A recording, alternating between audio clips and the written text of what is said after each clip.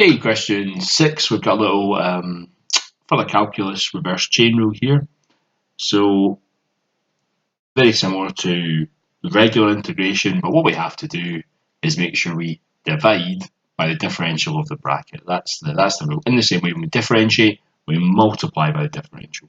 And that's highlighted at the front of your formula sheet where it explains that. That's what you do for the trig functions, okay?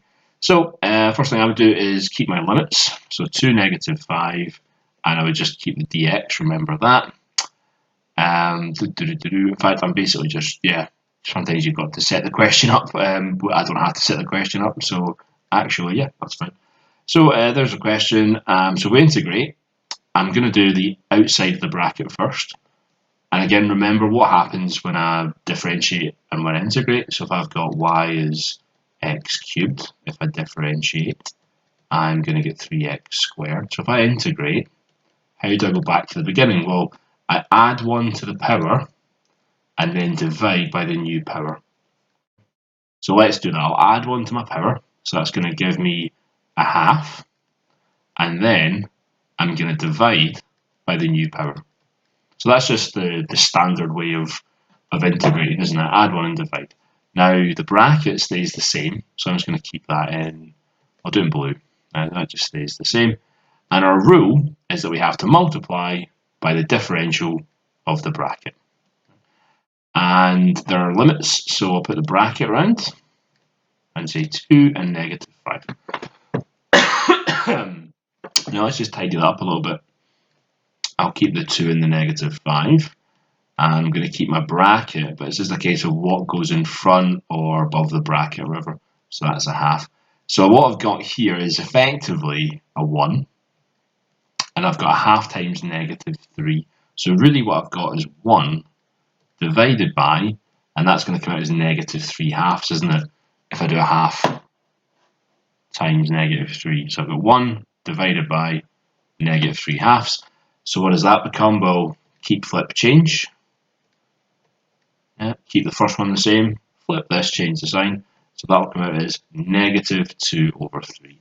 So this then is going to become -2/3. I could write it as a fraction in the front, doesn't really matter how you write it, but that's that bit tidied up. Okay, so just take your time with that, and then we're going to substitute in.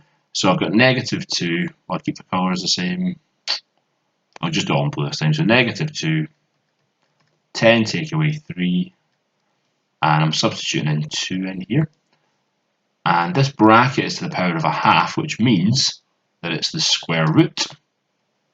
I'm dividing that by 3. I'll just make sure I put that in blue.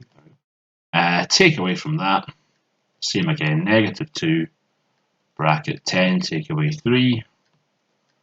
And this time we're substituting in -5. Go. And again, that's the square root. And that's all over 3. So let's take our time with this. So 10, take away 6. That's going to give me, I'll just write this out actually, √4/3, just so I'm not overpowering my brain. This one here, that's going to become +15, so that's going to become √25. And at this point, you should be thinking, that's looking good, you know, they're nice square numbers, you know, so hopefully we've done this right. So that's going to be 2 times 2, so that's -4/3. And I'm adding on, because it's 2 negatives, 10/3, because that's going to be 5, 2 times 5. So that's the same as 6/3, which is the same as 2. And if I'm integrating, it's a unit squared, isn't it? You're working out an area. So just to work out your marking scheme, you're going to mark for starting to integrate. So you're going to mark for the half and the half and the half. Then you're going to mark for the -3 here. So right away, there's 2 marks. Your next mark is for the substitution, and your final mark's for the answer. So not bad, really, for 4 marks. Just kind of forgetting this bit, you're getting 2 of them. I think after that, there's a tiny bit more brain power and the chance to make a mistake. But this bit here, knowing your rule, is getting you half the marks. Really, really good. So yeah, that's your further calculus, your reverse chain rule. If you were doing a differential, it's the same idea, except we multiply by the differential. We don't divide by it, we multiply by the differential. And that's it. Okay. So question 6 done.